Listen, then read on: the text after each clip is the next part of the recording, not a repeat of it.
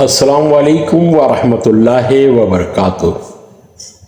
हदीस मुबारक सल्लल्लाहु अलैहि वसल्लम है, तमाम अमाल का दारोमदार नीयत पर है और हर अमल का नतीजा हर इंसान को इसकी नीयत के मुताबिक ही मिलेगा। बस जिसकी हिजरत तर्क वतन दौलत दुनिया हासिल करने के लिए हो या किसी औरत से शादी की गर्ज से हो, बस इसकी हिजरत इन ही चीज़ों के लिए होगी जिनके हासिल करने की नीयत से इसने हिजरत की है।